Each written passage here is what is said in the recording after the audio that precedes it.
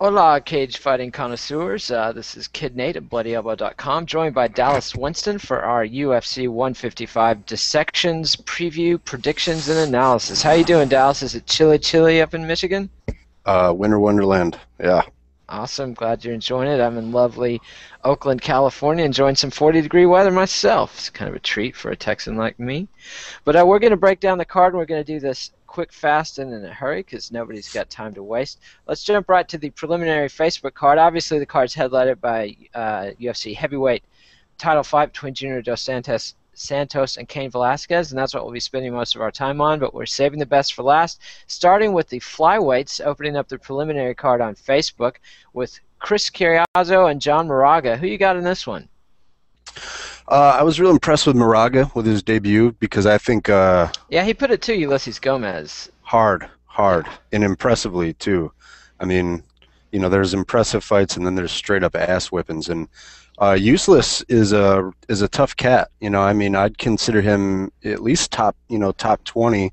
I think he's fallen quite a bit now, but he's a legit guy. Yeah, I mean, he's a real dude. I mean, he's 125 pounder you wouldn't want to meet in a dark alley, and Moraga just made him look like your grandma in there in the octagon. It was not pretty.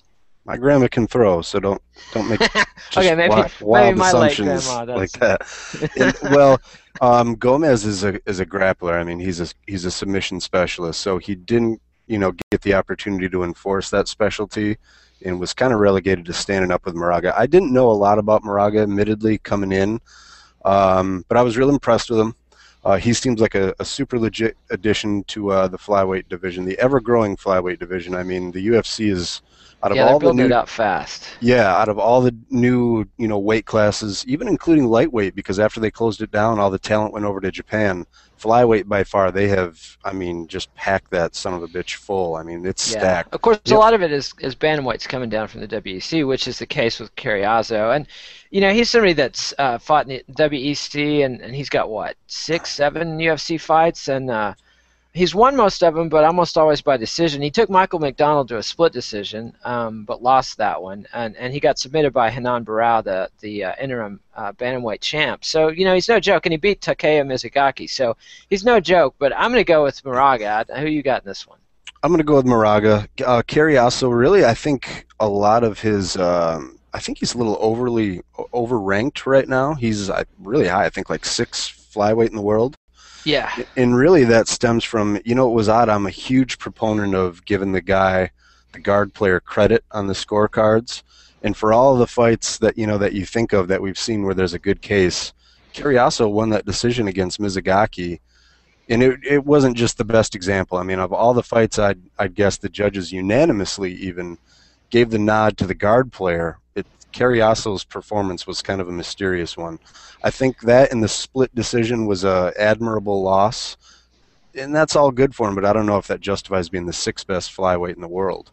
Either way, he's a gamer, he's a scrapper, it's going to be a good fight, but I'm going to go with Moraga on this one. Yeah, we got to. I think we both got to go with Moraga, and that brings us to featherweights. Leonard Garcia, veteran of many a storied battle, including one fight many consider the best brawl in UFC history against Kang Sung Jung, the Korean Zombie. Leonard's on a pretty serious losing streak. He's lost his last 3 in a row. The Zombie submitted him with a twister in the rematch. Then he dropped decisions to Nam Phan and Matt Grice. And frankly, this could be it for Leonard Garcia if he can't beat Max Holloway in this bout. And Holloway's a young kid. He's only 21. He beat. He's 2-0 in the UFC. He knocked out Justin Lawrence in his last fight at UFC 150. So I got to go with Holloway myself. I'm just feeling the momentum. He's a late replacement for Cody McKenzie, which frankly was probably a gimme fight for Garcia, a much needed gimme fight. But at this point, he's in there in the octagon with somebody who's hungry and young and mean. And I'm going to have to go with Holloway. Who you got, Dallas? Remind me on this to backpedal. The second Facebook fight is Duffman and Defreeze. Oh, So we'll get to that. I let's consider that the headlining Facebook fight, so we'll spend a little more time on that. But All right, so yeah, I'm going to go with Holloway too. He's the youngest guy in the UFC right now, 21. Seems to be a kind of a freakish talent. He beat Harris Sarmiento, who a lot of casuals won't know, but he's a real tough veteran. And that, I think that win in itself must have propelled him up to the big stage, because he got that shot against Poirier on short notice, which, I mean, that has to be one of the toughest UFC debuts. And the kid only had, I think, 4 or 5 fights to his name at that time. So he got cleaned up by Poirier on the mat pretty quickly. But in his 2 follow-up fights, he showed some real impressive stand-up prowess. The first, I think, Pat Schilling, he went to a decision, and his technique was on full display, and he looked stellar. I mean, the whole toolbox: kicks, knees, punches, elbows. He strikes like a veteran for a young kid. But the critique coming off that one was, man, he teed off on the guy the whole time and couldn't finish him. He doesn't have power. But then he, I mean, thwacked Lawrence, and Lawrence has been kickboxing since he was a wee lad. So Holloway, I think, has the potential to be a super talent in the UFC. Style-wise, he should be perfectly attuned for Garcia. Everyone knows what Garcia is going to bring. A lot of wild right hands. Right. He should box the brawler here. So, and that's what I expect him to do. I mean, he's got clean technique, precision, quickness, and finesse all the way across. You know, good in and out movement. He's light on his toes, except he can dig in and put some power on his shots at the right time without overcommitting or getting himself in trouble. So, man, Holloway seems tailor-made to beat Garcia. Cool deal. Yeah, and you're right. I think they've moved this fight up to the FX card. Is that what you're telling me? Yeah, Facebook is Defreeze and Duffy and Carriazo Moraga, and then the rest are FX. I gotta give an anti-shout out to the idiots on Wikipedia that are hijacking the UFC results. Like they're not even giving the UFC 155 its own page, which is just complete bullshit for one of the biggest fight events of the year. But we'll go back to the Facebook card for Todd Duffy, the much loved Todd Duffy against Phil Defreeze.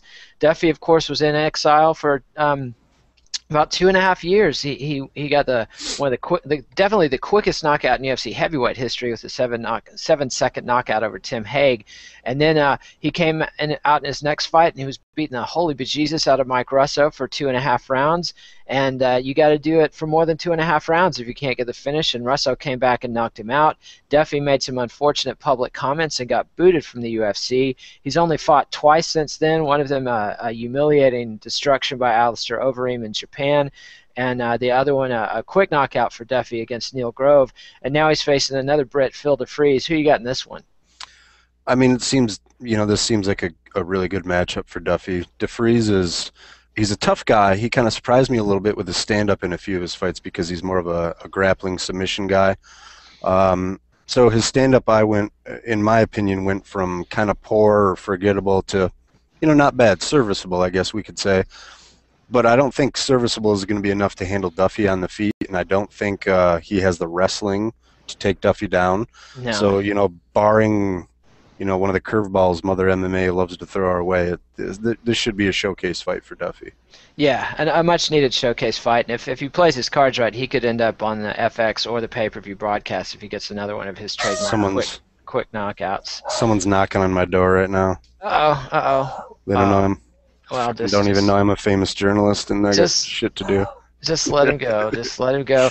And now we'll move on to another fight on the FX card, one that fans have been waiting for a couple weeks. Lightweights Melvin Gard and Jamie Varner. Varner had to pull out of their scheduled bout at the Ultimate Fighter finale because he puked in front of an athletic commissioner, which a lot of fighters puke in the locker room before their fights. That goes on in wrestling, that goes on in boxing, everywhere, football, any kind of sport. Guys are in the locker room yakking. That anytime I was ever in a locker room in my life, somebody was yakking, it seems like. But Varner did it in front of an official and apparently was very ill and had to pull out. I'm going to pause. Hold on. This jackass is shoveling off my deck right now thinking it's going to be a minute. Hold on 1 second. All right. I'll just keep talking while Dallas is handling his beeswax. Gard and Varner have Gard certainly thrown a lot of shit talk since Varner pulled out of the fight. Gard was saying, that the guy was scared to fight him and he wasn't going to give him a makeup fight. There was a pretty classic moment in the Fuel interview when Gard was saying all this, and then the interviewer, I believe it was Karen Bryant, goes, well, Dana says he's going to reschedule this fight immediately, and Gard was like, oh, cool. So all his trash talk about not wanting to give Varner another chance went out the window quickly. In this one, I gotta go. This is a tough one. You back? Hi. Yes. Hi. All right. Hi. All right. I was just updating everybody on what happened with the Gard Varner situation and the amusing scenario where Gard was saying Gard. he would never give the guy a fight, and then as soon as he heard Dana was rescheduling one, he was happy to do it. So anyway, who you got in this Melvin Gard versus Jamie Varner fight? Gard. This should be a really good fight. Varner's a real tough dude. I'm glad that he's back in the mix. Me too. I like Varner. Yeah, good. I mean, I hope he kind of hangs around. I mean, tough as shit. One of the toughest guys ever. I don't think he's ever lost by TKO before, and he's been in with some big. He's been in with some big boys. Maybe one if you're gonna check right now. But even though Varner maybe on the surface might appear to have a good style for Melvin because he can throw hands and he's a wrestler and he has a good grasp of just real basic submissions. But, it's the thing with Melvin is not him sticking his head down and catching him in a guillotine. I mean, you have to, it's a little more in depth than that as far as to exploit his submission weakness. You have to hurt him. You have to show him you're not afraid of him. And you have to take several steps. That's always the difference I talk about between a submission and a punch. When the common argument, total tangent right now, but when they say, well, why would you score a missed submission? A submission, that's like scoring a missed punch. Submission requires several steps that you have to check off in order to finally get there and finish it. And when it lands, it's done. The fight's over. That kind of goes along with the Gard Varner thing because you can't just Melvin's not just going to duck his head and you can't wrap up, even though Nate Diaz did that. His submission defense and his technical aspects has improved tremendously under Greg Jackson, especially the way he's real sneaky. If someone does get him down, he puts his legs together and sits up and scoots back, at light speed, and puts his back on the fence and then cage walks to step up. So, yeah, Melvin's fight IQ and ground tactics improved immeasurably while he was with Greg Jackson in New Mexico, and I, for one, was sad to see him go to the Black Zillions in Florida. I heard different things about that camp, and I was just really bummed that Melvin left Greg Jackson's. I thought he was really on a roll there. And the thing with Melvin is you've got to break him mentally before you can submit him. Joe Lozon did it in their fight with popped him in the face and caught him and hurt him, and Melvin tends to panic, and once he's panicked, then he's relatively easy to submit. But otherwise, he's just a killing machine, and he's fast, he's explosive, he hits hard, he's got excellent sprawl, very hard to take down, good wrestler, he's got good ground defense when he's got his head on right. But I got to go with Melvin in this one. I was picking Varner before their last fight, but I'm going with Melvin because after Varner pulled out of that last one, I've just got to go with the guy who didn't pull out of the last fight. Varner apparently had some kind of serious condition, even if it was a temporary one, and it might have been a weight cut. You never know. I just that's enough bad mojo in the stables for this horse race tipster to be spooked and look for another jockey. And I'm going to ride Melvin Gard all the way.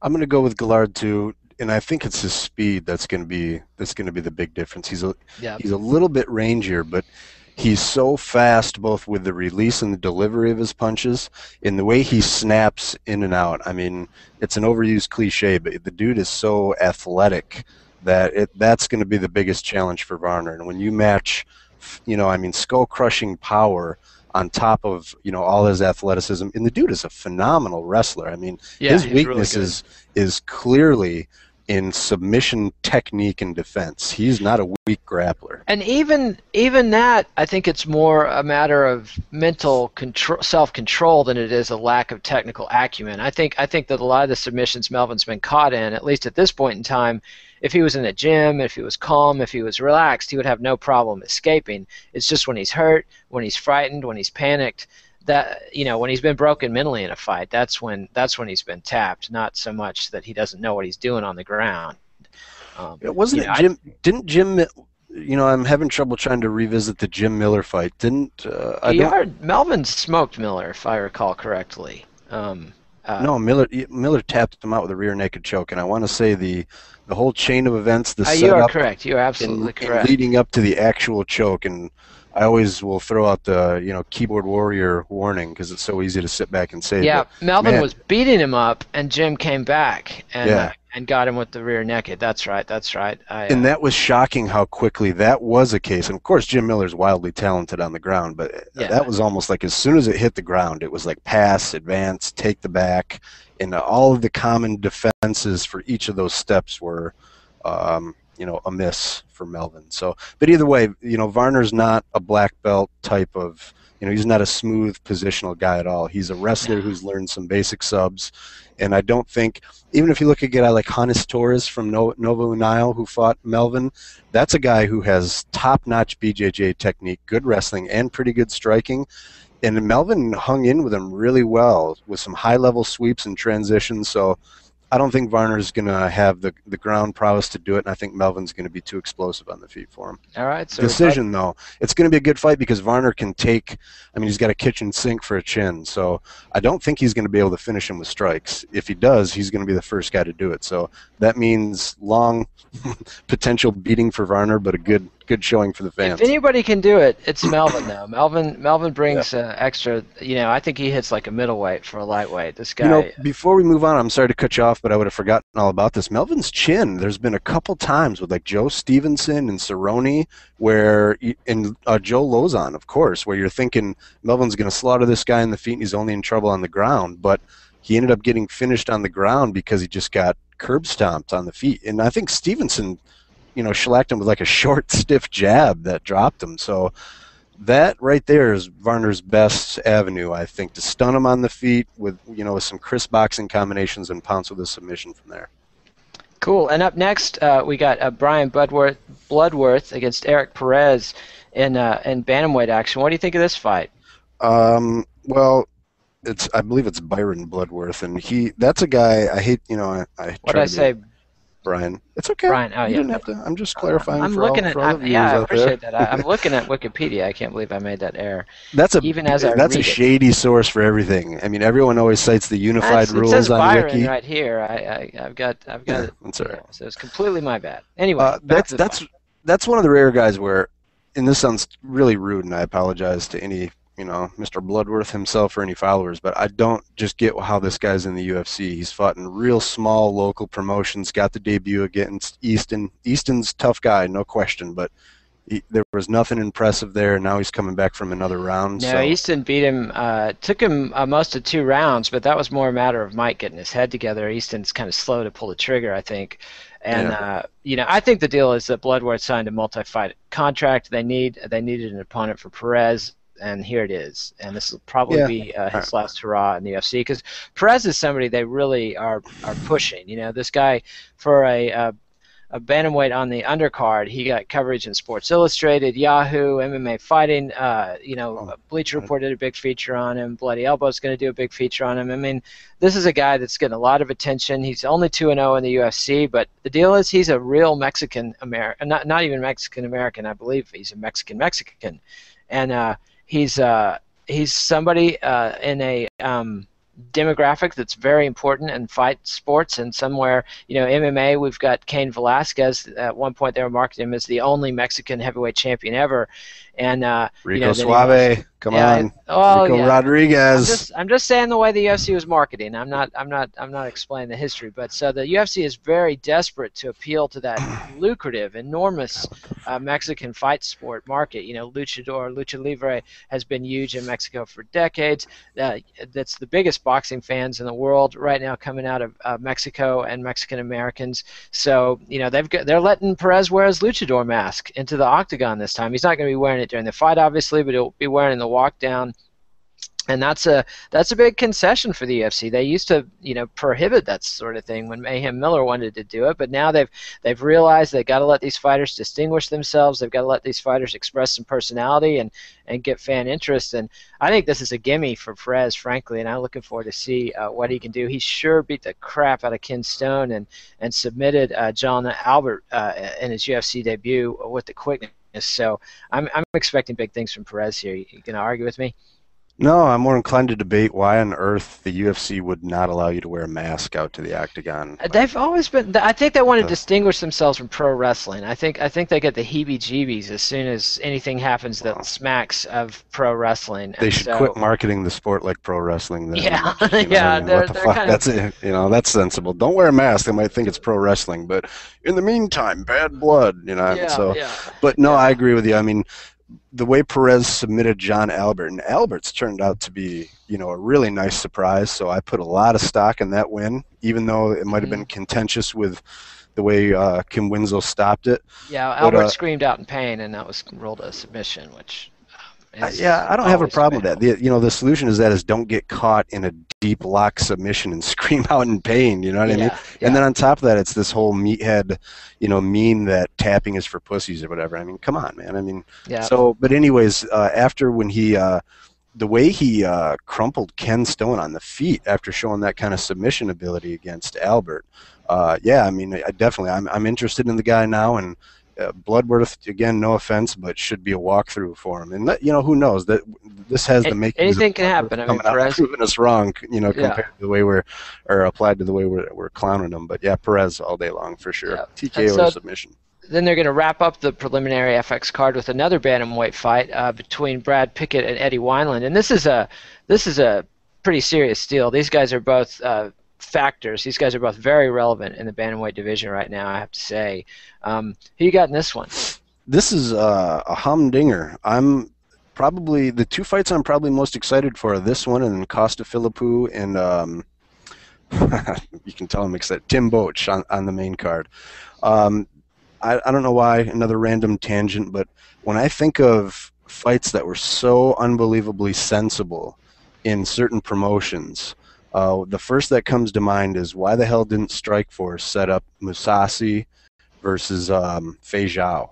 I mean, that should have been a killer fight. This is another one. These guys are both like highly experienced, staples of the WEC, classic wrestle boxers. I think Weinland is a little more polished. He is one of the rare few I'd put in the category of a supremely technical boxer in MMA. But he's also a really good wrestler. Same goes with Picket. I think Weinland's going to have maybe an inch in height and reach on him. I think he's a little cleaner on the feet. But the big X factor is that Picket has 3 dimensions and that he's really improved his submission grappling with ATT. He choked out Demasio Page not long ago, and then knocked out Yves Jabun in his last fight, got the knockout of the night. I mean, Pickett's riding a streak where he's at 4 out of his last 5 fights. He's gotten a post-fight bonus, fight of the night or knockout of the night. So, and Weinland, I think, has he's got 2 knockouts of the night and 1 fight of the night. 2 of those were in the WEC, but still. And lamping Jorgensen. I mean, he lamped Scotty Jorgensen last time. That's a serious business. And these guys are ranked in the Bloody Elbow meta rankings, number 4 for Picket, number 5 for Weinland. So, this is a fight with real title implications in a mix-up division. But neither of them have fought the champion Henan Barao. Dominic Cruz is out for an indefinite period with ACL injury. Wait a minute. Didn't Picket get choked out by Barao? Let's see. You are probably correct. You are absolutely correct. And not long ago either, UFC 138. I have smoked my memory. I apologize, kids. And Weinland, he had a long period where he was sort of in the wilderness and not getting the respect. He was at one point the WEC champion, but he's been back, in the family since 2009 and had 2 losses in a row, though. He lost to Faber and Joseph Benavidez. So that's going to push him down the title ladder a bit. I think they're hoping Pickett wins and they can set up a rematch against Barao at some point down the road. But either way, these guys are both top of the food chain or near top of the food chain, and it's a tough pick. I'm going to go with Weinland just because I think these guys are both tough as nails, but I just think Weinland's just a little bit tougher. But that's completely a coin toss. This is going to be a good scrap. I'm going to go with Weinland too, and I think Pickett is a slight favorite on the betting lines, and I think because of his submission ability. I mean, he's the cat that hit a Peruvian necktie in the WEC, and I mean you can't pull off something like that with just ample average knowledge. So that's an advanced move. Yeah, big time. And Weinland has been a little bit susceptible to submissions, although I want to say the vast majority, 80-90%, came within his first 10 fights or so. Yeah, I think that was when he was feeding on scrubs more than a reflection of his interest in submissions. Actually, the odds makers have they have it pretty even. Almost everybody has both of these guys at negative 105 to 125. But only one side I'm seeing has Pickett at plus 100, so that Weinland may be a slight favorite in the odds, but this is a toss-up. This is a great matchup, frankly. Yeah, it is a good matchup. It's interesting seeing how the lines shift, because just when I did the dissection yesterday, it made sense to me that Picket had just a small edge because of that submission advantage. But I'm going to go with Weinland too. I don't know how much of a limb that's going out on. Even though he only has a reach, man, he seems a lot rangier and lankier.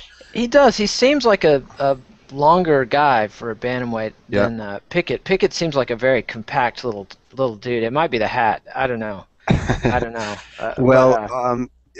It'll be interesting. Weinland is a really good wrestler, and I mean, I don't think it deflates his stock a whole lot to lose to. In my mind, the 1 and 2, I guess if Barao should be up there, but losing to Faber and Benavidez, and he gave Faber a hell of a fight. No shame in that. Yeah, and that really showed his wrestling prowess and his footwork and his ability to use motion to stay free.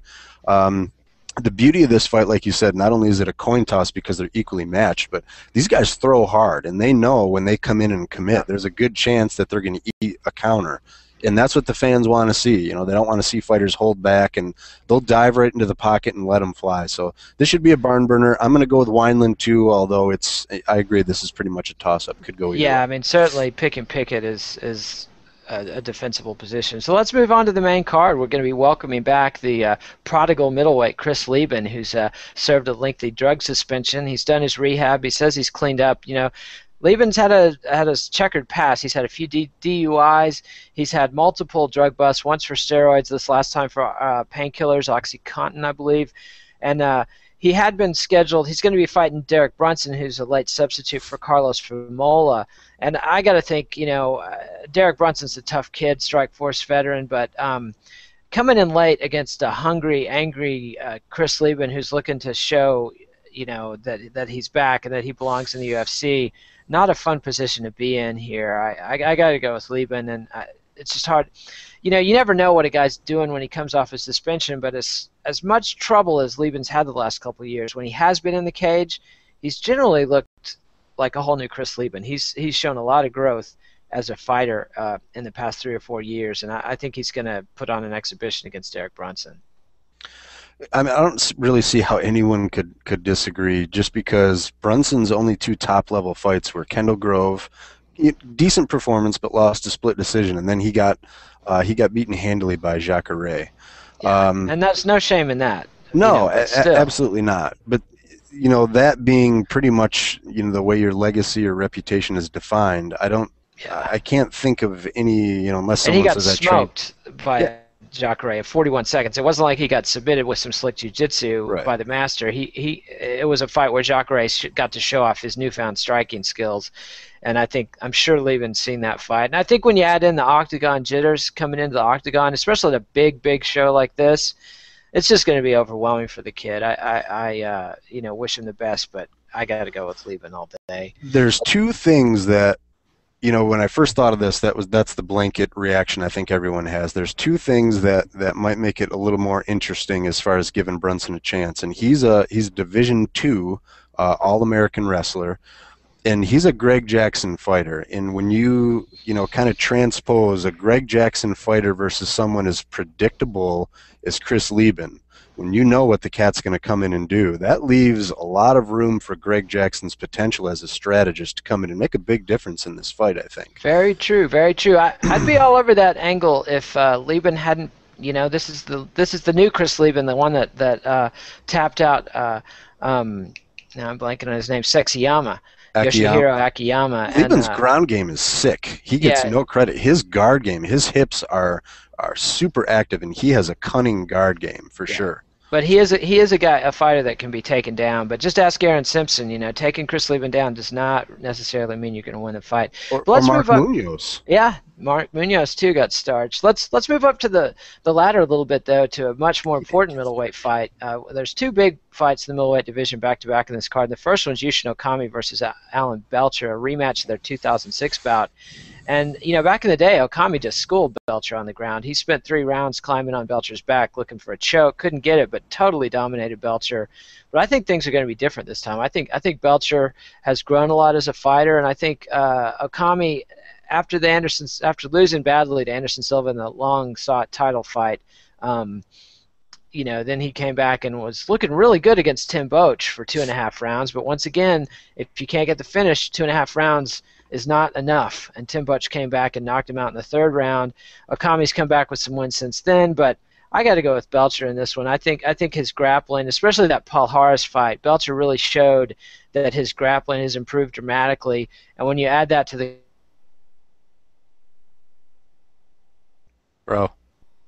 tie he's got, that's a dang.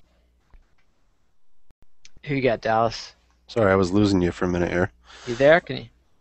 Oh, sorry, I was.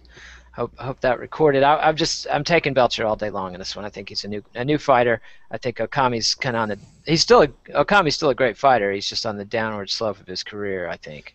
Yeah, I agree. There's a little. My stream or whatever lynched out a little, and now the audio is a little behind. So hopefully it won't be too big of a problem. But it sounds good to me. But we can I kind of agree with most of what you said, and definitely that the fight's going to be a lot different. Okami, that was one of his first fights in the UFC, and I don't think anyone, he's a guy that people don't mention of all the Japanese crossovers and all that they can't cut it in the UFC bullshit. Okami is a guy who is, proved that he's a top-level fighter, and he's evolved over the years, mostly with his boxing. He's always been a real talented judo guy in the clinch. He's more of like a wrestler submission guy where he's not like a smooth guard player, but he's more of a power submission guy where he's going to, put you in a dominant position and start wrenching away at chimeras and attacking the neck and everything. To me, the big difference in this is just Belcher is one of the toughest bastards around. That's the kind of guy you have to decapitate to get him to stop throwing punches at your head. So, I'm interested to see how this turns out on the feet because Belcher's way more dynamic, but Okami has an excellent sense of range with those long, crisp, straight shots, which is his boxing has really is really excellent. I mean, he was boxing Boch up in that fight before he slipped. Which is huge for him to go to a top-level striker after being a top-level clinch and grappling guy. So. This is going to be a real tough one, and I really like Okami, but I like Belcher too. But overall, I think just the gritty toughness of Belcher, I think that, and on top of, Okami is not a flashy fighter. He's going to slowly plug away and chip away. He's methodical and relentless, and I like his style. I'm one of the few people that really enjoy watching a good Okami fight. He just keeps coming and keeps coming and keeps coming. He's not looking to point fight. He's looking to grind somebody down and utterly dominate his opponent. But nonetheless, Belcher's looking to take your head off or get the tap, and I think he's got it in this one. I think he'll take it too, and if he has more of kind of the panache in his striking, that's going to stand out more in the judge's mind. So where Okami's going to slowly chip away nonstop, Belcher's going to leave an impression on the judges. I think that and his gritty toughness is probably going to get him what should be a close decision, but this is another one that could go either way. Absolutely. And so then we got another middleweight fight that was going to be Tim Boch versus Chris Weidman with very clear title shot implications. But Weidman, in addition to losing his house in the hurricane, had a pretty serious injury, and he's out for a while. So Costa Philippo, another Long Islander, is going to come in and step in for his regional cohort against Tim Boch. This one could be an upset. Boch, he's coming off 2 big wins in a row against Hector Lombard and Yushin Okami, but like I said in the Okami fight, he was getting tooled right up until the end. And that, not to take anything away, it was a great performance. I mean, anybody who can catch an ass whipping like that, and Okami was just laying it on him. And then come back and get the finish is a serious dude and somebody to be taken very seriously in the UFC. But in the Lombard fight, frankly, I thought Lombard should have won the decision. It was a shitty fight from both guys. Lombard claimed afterwards his sternum was broken, which, my God, if you can fight in the UFC with a broken sternum, that's quite a feat. But nonetheless, it wasn't an impressive fight for either guy. But I thought Boch did, as little as Lombard did, I thought Boch did even less. So I think he's riding a little bit of inflation in the rankings, and Costa Philippo is a bit of a dark horse. His boxing, he's shown flashes of being able to bring his boxing skills to bear in the octagon in a really exciting way, but at other times he's seemed tentative. So I'm afraid this fight could be the stinker of the card. I'm going to go with Boch, but wouldn't be surprised at all if Philippo maybe even knocked him out. Well, it's interesting when you kind of compare Okami and Boch compared to how this fight might go, because Philippo's a better boxer than Okami. He might not be as long and rangy, but he's more powerful, he's more comfortable. I think he's the better boxer. But when you said he gets tentative, I think the sole reason for that is, he's a power boxer, and the transition he's had to make is being a lot lighter on his feet. So when he's planted, he doesn't get taken down and put on his back, which is his Achilles heel. And you have to be, kind of tentative. It's hard. It's impossible to be a power striker all the time and not get taken down. And that's going to be the fear with Tim Boch, real accomplished wrestler, Lockhaven, I believe. Boch's stand-up is effective, but it's really primitive. It's basic. It's, like his nickname, it's kind of like Barbarian stand-up. So Costa's going to be the polished guy. His footwork and his circling is going to be key here. And to me, this whole fight boils down to whether or not he can sit down on his punches enough to get ahead on the scorecards and inflict some damage on Boch, but do so without being taken down.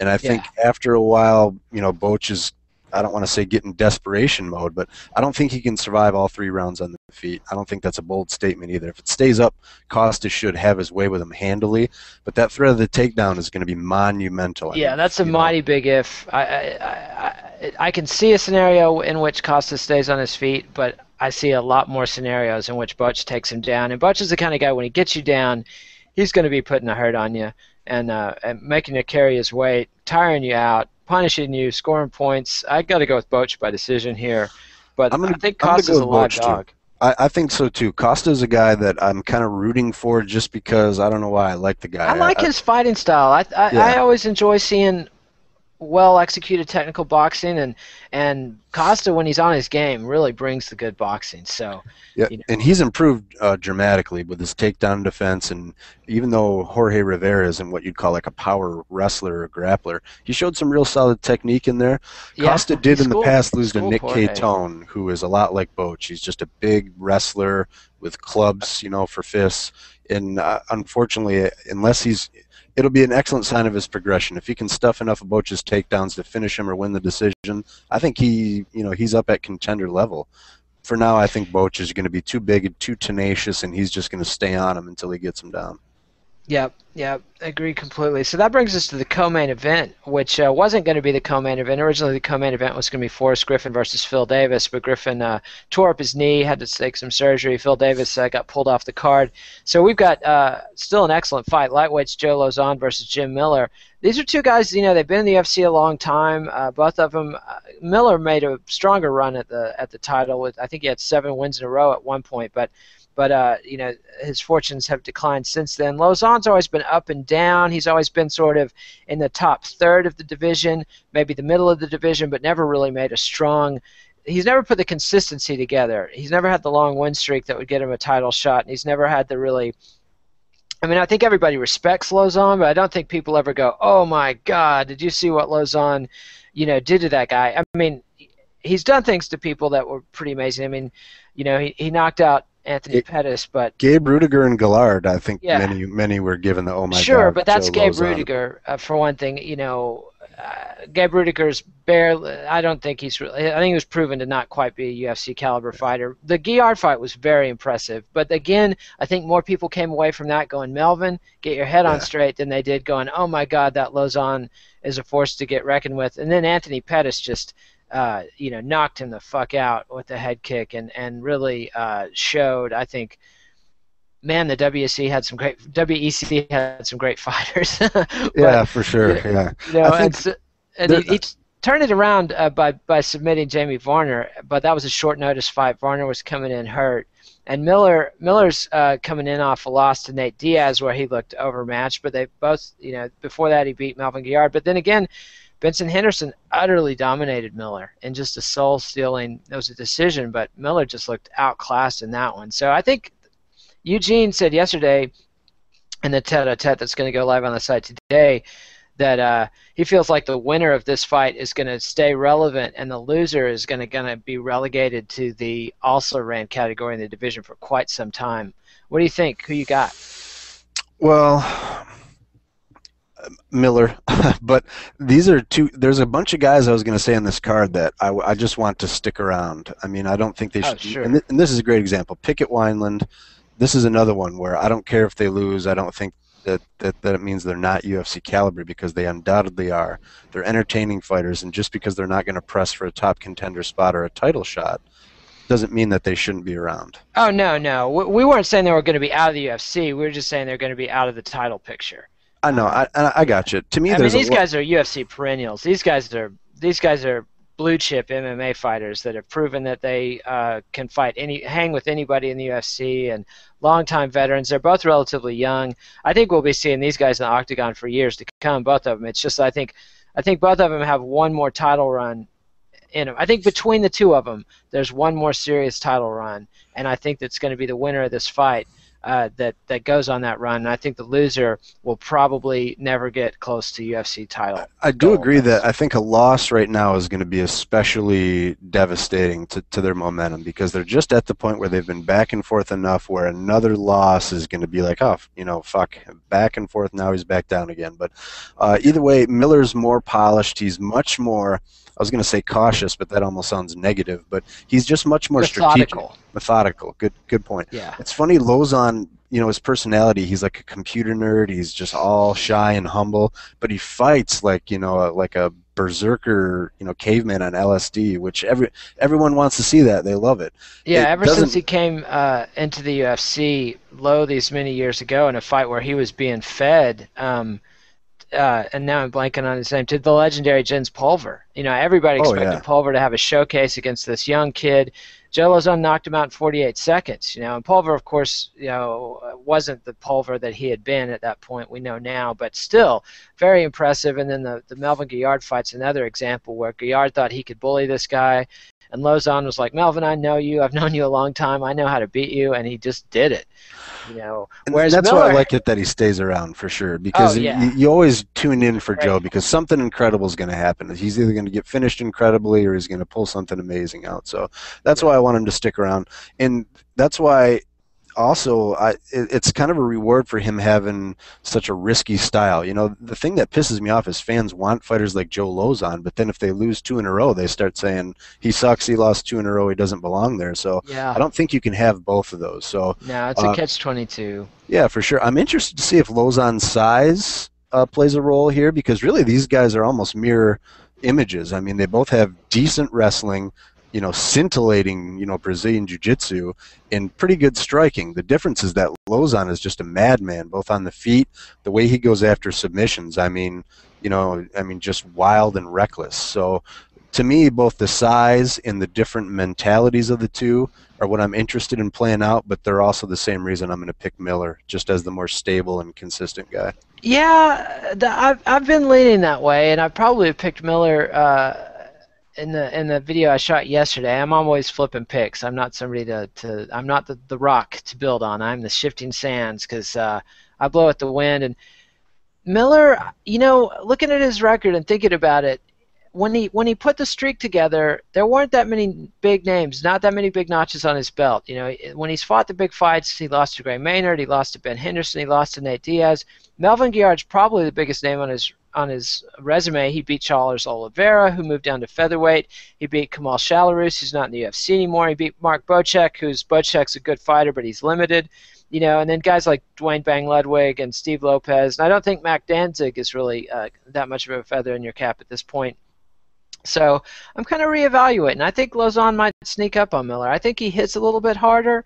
And I think, the old saying of, black belt's a blue belt after they get punched in the face might apply here. And I think if Lozon can hurt Miller, he might be able to sneak up on him on the ground. But actually, nah, I can't do it. I got to go with Miller.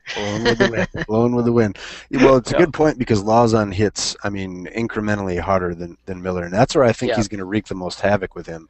Now that we're talking in a little detail, I think if Miller can secure a takedown, even though Joe's wildly talented off his back, that Miller's just unrelenting and unforgiving style, that's where he's going to really gain ground. Yeah. And on the feet, Lozon's such a madman, and he throws his hands so hard and fast that it's really hard to defend against, because you don't know what angle it's coming from. They're not straight shots. They're looping haymakers. So I expect Lozon to give Miller a ton of trouble on the feet, but Miller's chin and mentality still kind of steer me his way by decision. Yeah, so we're both going for Miller. Yeah, and I think the decision's the right call. And that brings us to the headliner, the heavyweight fight of the year for sure. Junior Dos Santos rematching Cain Velasquez.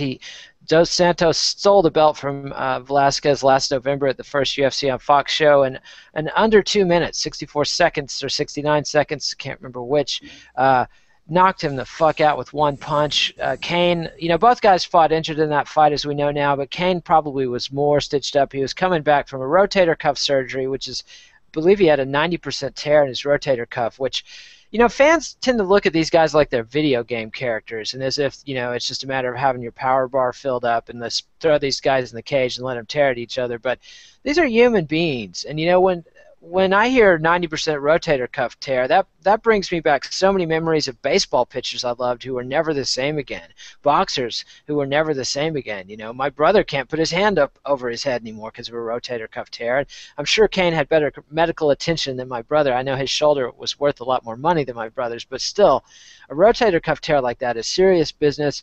And then a knee injury on top of it, pretty serious handicap for Cain last time. And nonetheless, it might just be the Dos Santos' stylistic kryptonite for Cain Velasquez. I mean, Cain came back and pretty much mugged Antonio Bigfoot Silva. I don't often feel sorry for Bigfoot because he's a big, scary, mean guy. And, look what he did to Fedor Emelianenko. I felt sorry for Fedor while Bigfoot was pounding on him. But while Cain was mauling Bigfoot, man, it was ugly. It was brutal and devastating, and that's, I'm afraid of Cain Velasquez just watching him from TV. And Junior Dos Santos, as much as he's a knockout artist and a brutal fighter, I mean, what he did to Shane Carwin, there was another fight where Shane Carwin's a scary, mean dude, and I felt sad for Shane. He looked like a bear that had been in a bear pit with like 20 bulldogs after Junior Dos Santos destroyed him, and it was ugly and sad. And Shane and I have had our back and forth, and his manager is not somebody I'm a fan of. I'm a big admirer of Shane. This is a total tangent, but not such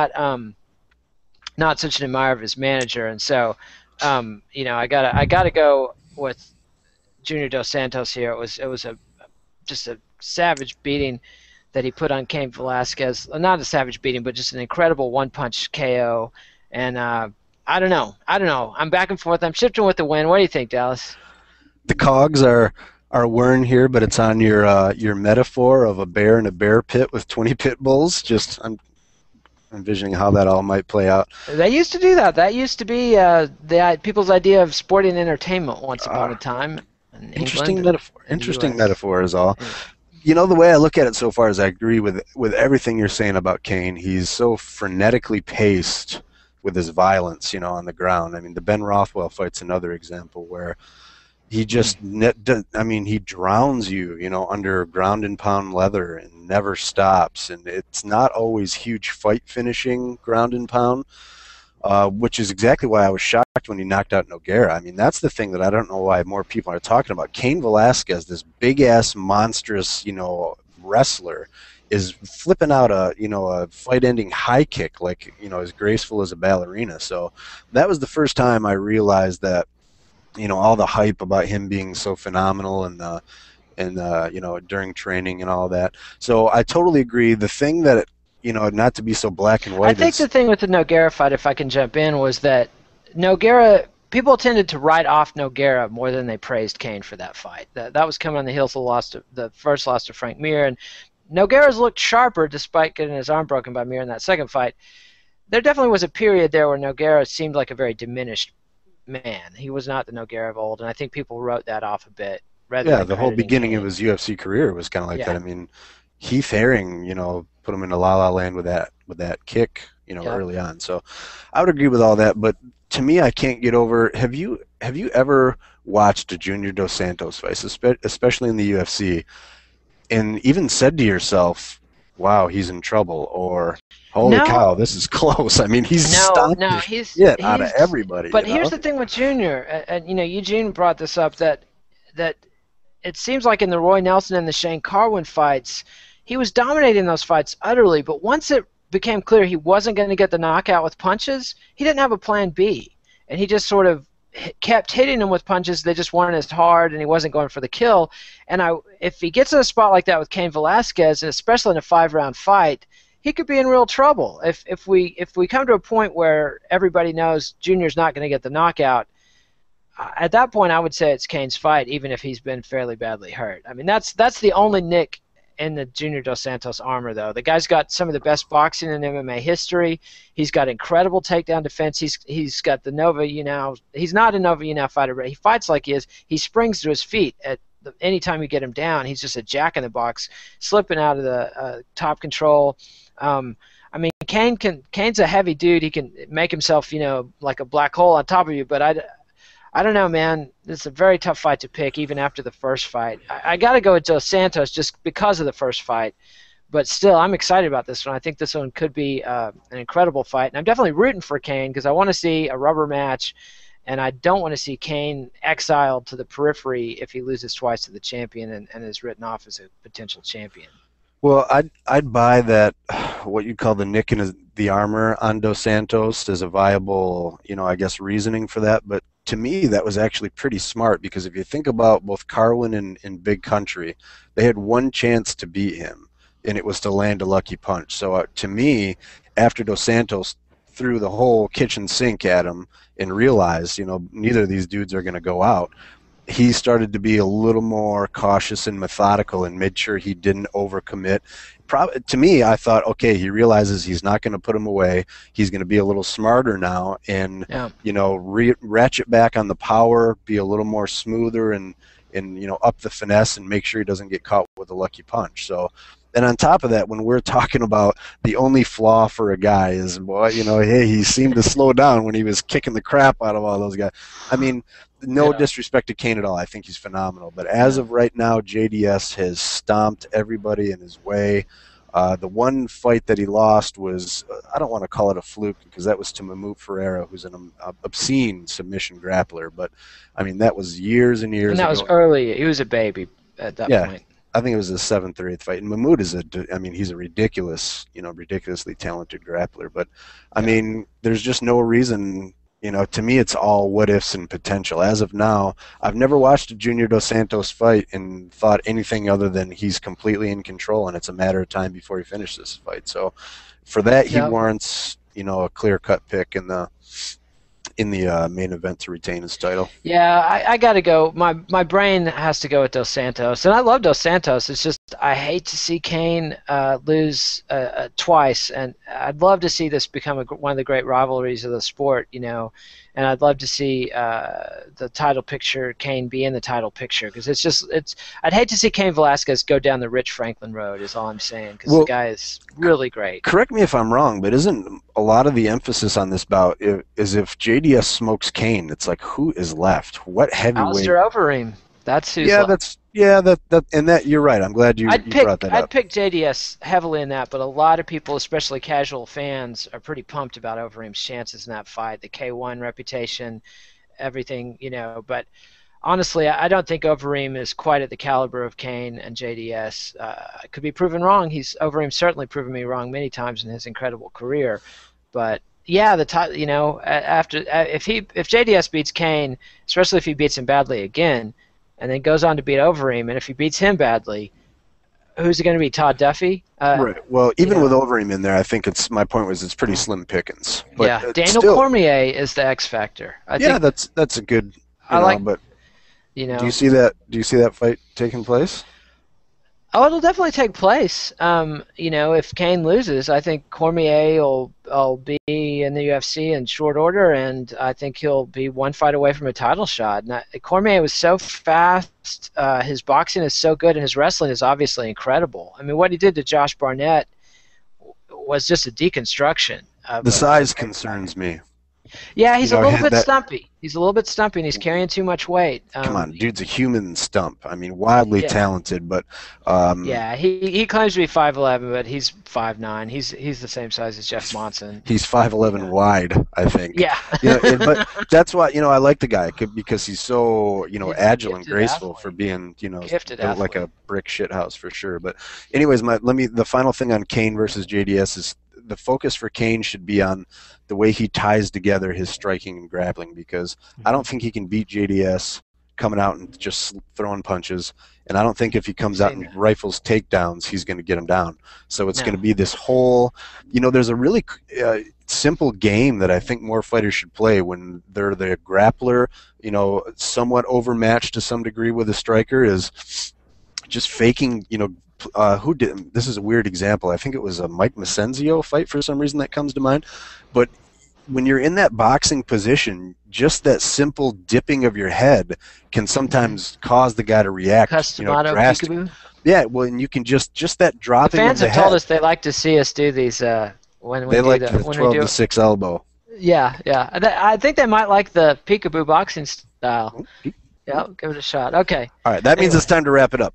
Anyways, the way that Kane, he'll have to really transition between the two. He'll have to have a dual-pronged attack and constantly revert back and forth and play a little game, throw him off by, I'm faking for a takedown, no, I'm not, I'm coming high, or, I'm committing to a combination and dropping. Just that back and forth between those two, I think, is his best bet. He's got the best potential to use that strategy, too. I think he also has another option would be force the fight up against the cage and just make it a mugging, keep it ugly, don't let Dos Santos fight at range at all. If he has to establish that he can defend himself on the feet and land some strikes, though. It's the classic, football style. You got to establish the run to throw the pass kind of deal. He's got to show that he's not just overwhelmed on the feet.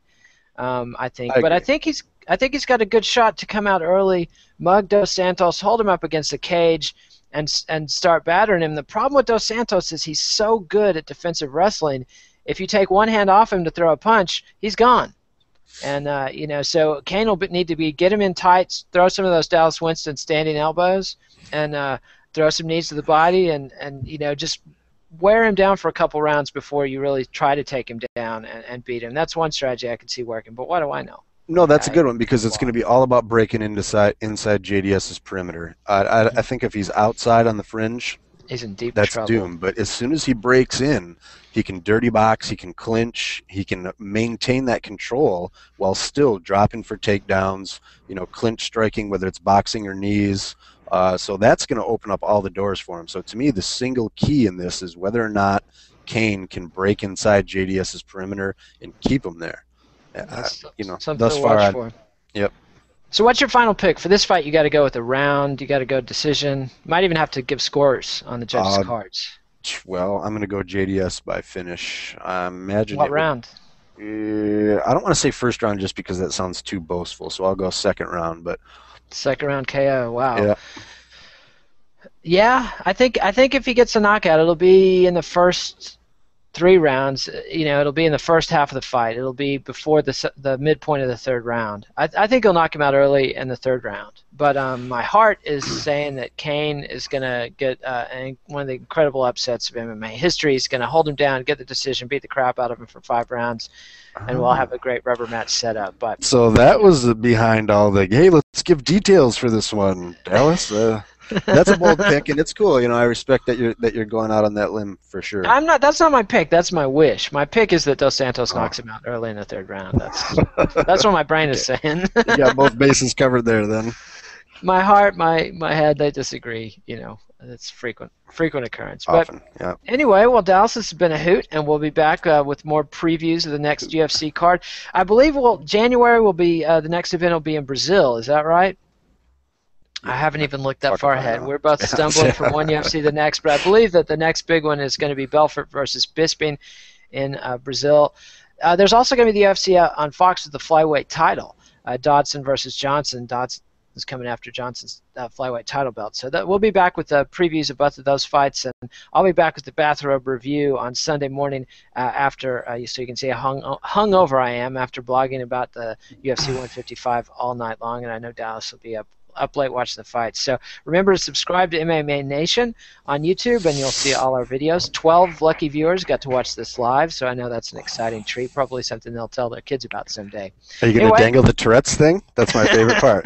Tune in. You might see Dallas or Kid Nate pee on the floor in a wild somebody might Tourette's. erupt in an inexplicable, obscenity-laced, offensive, sexist, nationalist tirade or something. You never know. And to think some websites give away T-shirts and stuff like that. I know. We're promising you might see somebody come completely unwound and end their storied career as a YouTube broadcaster. to an audience of dozens. Anyway, we'll be back soon after the fights, and One thanks a dozen. lot, Dallas, and we'll see Yep. you soon. Bye, y'all.